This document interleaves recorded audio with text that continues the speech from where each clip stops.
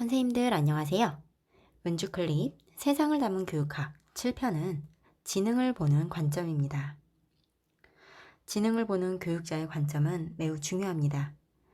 학생이 지능을 고정된 것으로 보느냐, 변할 수 있는 것으로 보느냐에 따라서 교육 목표와 동기유발 방법이 달라지기 때문입니다. 또 지능을 어떤 측면에서 바라보느냐에 따라서 학생에게서 발견할 수 있는 능력의 범위와 유형이 달라지기 때문이죠. 특히나 학습자 중심 교육을 추구하는 요즘 교육의 방향을 생각하면 지능에 대한 여러 관점을 충분히 이해하고 교육에 적용하는 것이 교사들의 역할인 것 같습니다. 그래서 작년 중등 교직 논술에서도 다중지능 이론이 나온 것이겠죠. 지능을 보는 눈. 오늘의 이야기는 클립장 송 선생과 제자 홍이의 이야기입니다.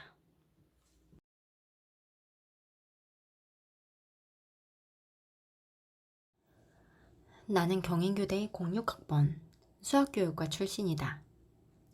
내가 수학교육과를 선택한 이유는 수능에서 가장 못 봤던 과목이 수학이었기 때문이다. 이상한 오기로 선택한 과였다. 그런데 이럴 수가. 학과 공부가 너무 어려웠다. 특히 위상수학, 집합론, 통계 등 순수 수학 과목들은 C뿔부터 B뿔까지 다양하게 경험했다. 수학에 관한 내 능력은 바뀌지 않는 것 같았다. 의욕도 없고 급기야 푸는 방법을 암기하기에 이르니 교대 1, 2학년 동안 수학 과목 내 등수는 항상 착실하게 바닥이었다. 그러다 3학년 때 수학교육론 2를 들으면서 수학의 매력에 빠졌다. 수학에 관한 내 능력은 바뀌지 않을 거라는 신념을 나부터 버리기로 했다. 그리고 좀 더 노력해보기로 했다. 3학년 때 만난 대수학은 다른 과목보다 재미있고 풀만했다. 과사에서 쉬시는 다른 수학과 교수님께 질문도 하고 개인 지도도 받았다. 그러니까 더 쉽게 느껴지고 공부 과정 자체가 재미있었다. 나는 결국 대수학에서 영광의 A뿔을 받았다. 어찌저찌 하여 수학과를 졸업하고 교사 생활을 참 열심히 했다. 몇 년을 열심히 달리다가 아이를 낳고 휴직을 했다. 집에만 있으니 바쁜 생활에 치여 눈 감고 있던 내면의 소리가 들리기 시작했다. 너 이 일 언제까지 할 수 있겠니? 네가 해서 즐겁고 의미 있는 일을 찾아야 하지 않겠니? 초등교사라는 직업을 오래 하는 것은 중요하지 않다. 의미 있고 즐겁게 하는 것이 더 중요하다. 초등교사를 계속 한다 하더라도 어떤 일을 해야 내가 의미 있는 교사 생활을 할 수 있을까? 내가 가진 장점을 생각해 봤다. 나는 어려서부터 책 읽고 글 쓰는 걸 좋아하고 상도 많이 받았으니 언어적 지능이 높은 것 같다. 그림도 대박은 아니더라도 중박은 하는 수준이다. 나 자신에 대한 생각이 많고 메타인지 능력도 조금 높은 것 같다. 하지만 약점도 있다. 고등학교 때 30명 중에 체육 석차가 30등이었으니 다중지능에서 각 지능이 독립적이란 사실은 얼마나 다행인지 모른다.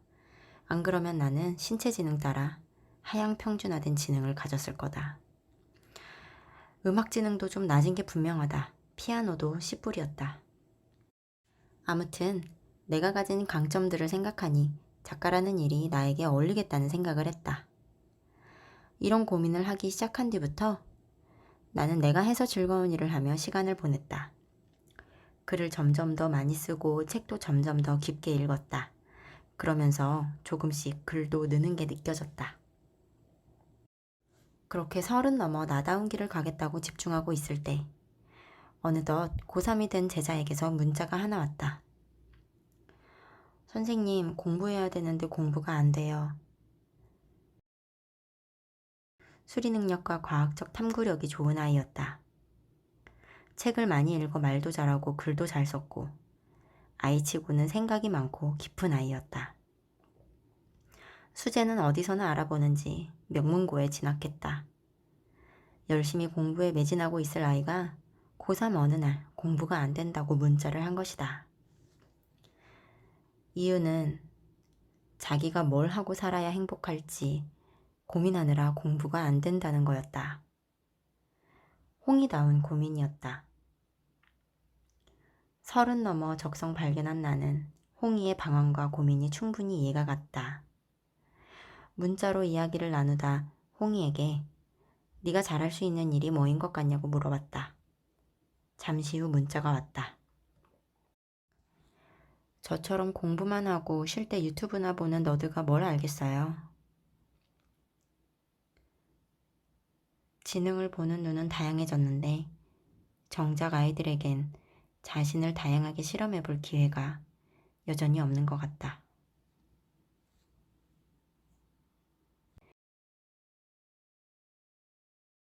이 이야기에는 저와 제자의 실제 이야기가 담겨 있습니다. 그리고 2019 중등 기출이었던 다중지능 이론과 드웩의 암묵적 이론, 목표 지향 이론도 담겨 있죠. 제가 교대 수학과에 들어가서 수학 점수가 바닥을 깔 때 저는 나의 수학적인 능력은 불변인가 보다라고 암묵적으로 인정하고 말았죠. 드웩의 암묵적 이론입니다. 암묵적 이론은 누구나 지능에 대해 암묵적으로 인정하는 사실이 있다라는 이론입니다. 그 사실은 딱 두 가지입니다. 지능은 고정되어 있다, 고정적 관점이고요. 지능은 증가할 수 있다, 증가적 관점입니다. 지능을 학생 자신이 그리고 교사가 어떤 관점을 바라보느냐에 따라 노력과 학습 전략, 동기가 완전히 달라집니다. 목표 지향 이론과 함께 연결지어 살펴보겠습니다. 지능이 고정되었다고 믿는 사람은 학습 측면에서 어려움을 겪거나 실패할 때 이거 노력으로 안 돼 라며 동기가 저하되죠. 그러다 보니 쉬운 것만 찾게 되고 자꾸 주변과 비교하게 됩니다.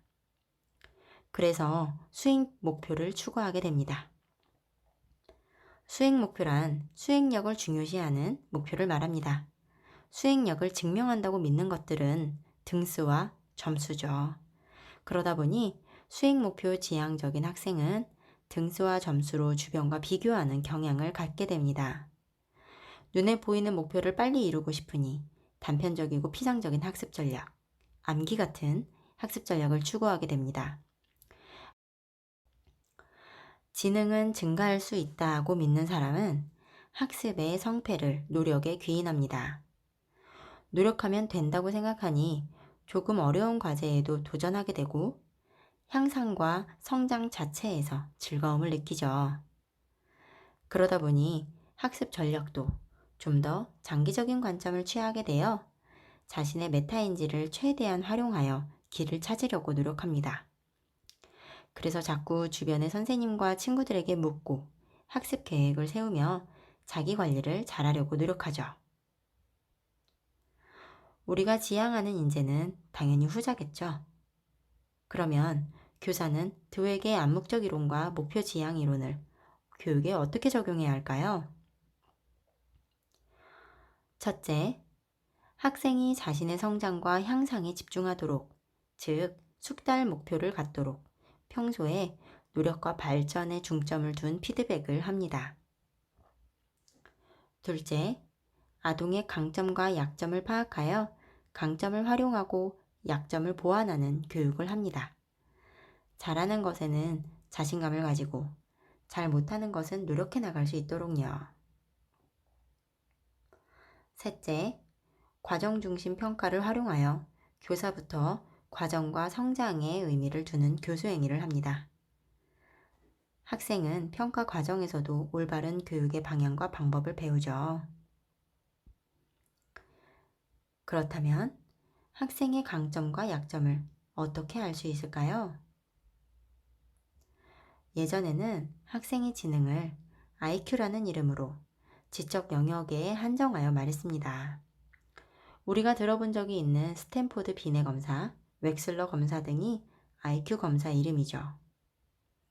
하지만 IQ 검사의 한계를 점점 인식하면서 지능을 바라보는 다양한 이론들이 나오기 시작했습니다.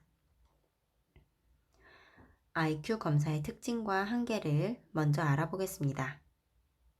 아직도 IQ가 높으면 최고라고 생각하는 어른들이 있죠. IQ 1호는 2013학년도 중등 특수 기출이었습니다.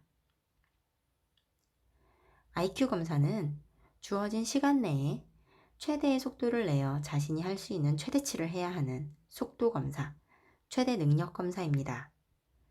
그리고 웩슬러 검사 이전에는 주로 언어에 의존한 언어성 검사, 지필 검사였죠. 그러다 보니 읽고 쓸 수 있는 언어적 능력이 검사 결과에 지대한 영향을 미치는 한계가 있었습니다. 한 인간의 문해력이란 사회 경제적 배경과 떼어놓을 수가 없죠. 그래서 문화차별적인 관점도 있는 검사였습니다. 교육에 관심이 많고 경제적으로 안정된 문화권의 학생이 더 좋은 문해력을 가지면 더 높은 지능으로 측정될 수 있으니까요. 사실 IQ는 상대평가이기 때문에 절대적인 지수가 아닙니다. 또 측정 오차가 존재하고 두 학생의 IQ 차이가 지적 능력의 차이라고 볼 수도 없죠. IQ가 높다고 모든 능력이나 학교 생활 능력이 좋다고만 생각할 수도 없습니다. 그런데도 흔히들 그렇게 오해를 하죠. 게다가 세대가 바뀔 때마다 IQ가 상승하는 경향이 있다고 합니다. 이것을 플린 효과라고 합니다. 그래서 문제는 점점 어려워져야 돼요. 그러다 보니 이전 세대에서는 평균 수준의 지능이었다고 평가된 학생이 다음 세대에서는 지적 장애로 구분될 수 있는 한계도 있습니다. 최근에 지능을 보는 관점은 그래서 이렇게 달라졌습니다. 최근에는 지능을 복합적인 능력으로 바라봅니다. 실생활 적응 능력과 같은 실제적인 능력도 포함하죠. 특히 메타인지, 자신이 하고 있는 생각에 대한 생각, 상해인지 능력이라고도 하죠. 이런 능력과 자신의 생각과 행동을 조절하는 인지 제어 능력, 집행기능 능력도 중요한 요소로 생각합니다. 또 사회적 문화적 맥락을 반영하는 지능론을 추구하고 지필 외에도 수행평가 등 다양한 방법으로 측정합니다. 이렇게 열린 관점으로 나아간 지능이론들, 그 중에서도 최근 가장 각광받고 있는 이론은 다중지능 이론이죠. 2019학년도 중등 기출이었던 다중지능 이론을 자세히 살펴보겠습니다. 다중지능 이론에서 지능이란 현실 생활, 특정 문화에서 가치 있는 것을 만들어내는 능력을 말합니다. 각 지능은 서로 독립적이고 다양하지만 복합적으로 함께 작용합니다. 예를 들어 말싸움을 할 때 말을 하는 언어적 지능과 자기 생각을 바라보고 정리하는 자기 이해 지능, 그리고 상대의 감정과 상황을 파악하는 대인 관계 지능이 함께 작용하죠. 또 동일한 지능 내에서도 특히 강한 표현 능력은 다를 수 있습니다. 언어적 지능이 높아도 말은 잘 못하고 글만 잘 쓸 수도 있습니다. 여러 지능 중에서도 강점 지능과 약점 지능이 있고요. 지능은 교육을 통해 발달 가능하다고 봅니다. 개인의 잠재적인 지능이 실현될 수 있는지는 환경에 달려 있다고 생각합니다. 당연히 문화권에 따라 발전하는 지능도 달라진다고 봅니다. 그래서 다중지능 이론은 수행평가 등 대안적인 평가로 지능이 평가되어야 한다고 말합니다. 상황과 맥락과 그리고 학생들의 여러 가지 능력이 골고루 평가되어야 한다고 생각하는 거죠. 다중지능에는 9가지 지능이 있습니다. 첫째, 언어적 지능입니다. 언어를 효과적으로 사용하는 능력입니다. 둘째, 논리수학적 지능입니다. 수리적 추론 능력, 분류, 범주화 등 수학적 사고 능력입니다. 셋째, 공간적 지능입니다. 시각적 요소, 그리고 공간적인 세계의 관계를 파악하는 능력입니다. 미술교과가 관련이 깊죠? 또 자신을 적절한 공간상에 위치시키는 능력도 포함하기 때문에 체육과도 관련이 깊습니다. 넷째, 음악 지능입니다. 음악적인 지각 능력, 표현 능력, 민감성을 말하고요. 다섯째, 신체 지능입니다. 신체를 이용한 표현 능력, 신체적 기술 능력을 말합니다. 여섯째, 대인관계 지능입니다. 타인의 감정과 타인과 협동하는 방식을 아는 사회 지능이고요. 일곱째, 자기이해 지능이 있습니다. 자기이해, 자기에 대한 지식, 자기 통제와 자기 관리 능력 등 행동 능력도 포함합니다. 여덟째, 자연 탐구 지능입니다. 주변의 사물, 동물, 인공적인 환경을 관찰하고 활용하는 능력입니다. 아홉째, 실존 지능입니다. 영적 지능, 철학적 사고 능력, 이런 것들을 말하는데요. 이 지능은 두뇌에 해당 부위가 없고 아동기에는 거의 나타나지 않는다고 하네요. 그렇다면 다중지능 이론을 교육적으로 어떻게 적용해야 할까요? 첫째, 학습자의 특성을 반영하고 존중하는 교육을 합니다. 개별화된 교육과정을 적용할 수 있겠죠. 둘째, 학생이 어려워하는 교과는 학생의 강점 지능을 활용하여 가르칩니다. 예를 들어, 공간적 지능이 뛰어난 학생에게는 그림 자료를 활용하여 과학을 가르치는 거죠. 셋째, 수행평가 등 대안적인 평가로 학생의 다방면을 평가하고, 넷째, 학생이 강점 지능을 발견하도록 돕습니다. 또 강점 지능을 전문가 수준으로 개발하여 진로 교육과 연계합니다. 다섯째, 프로젝트 수업을 활용합니다. 다양한 지능을 통합적으로 활용한 실제적인 과제를 부여하고요. 여섯째, 5편에서 다루었던 분산적 지도성과 연계하여 학생의 강점에 맞는 역할을 부여해서 학생의 능력을 적극적으로 활용하도록 격려합니다.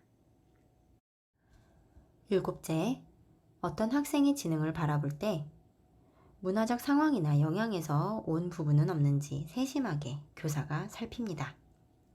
예를 들어 교우관계가 좋지 않아 대인관계 지능이 떨어져 보이는 학생도 사실은 사회 경제적인 상황이나 문화의 차이에 그 이유가 있을 수도 있으니까요. 지금까지 지능을 바라보는 다양한 관점, 그와 관련한 목표 지향 이론과 교사에게 주는 시사점까지 알아보았습니다.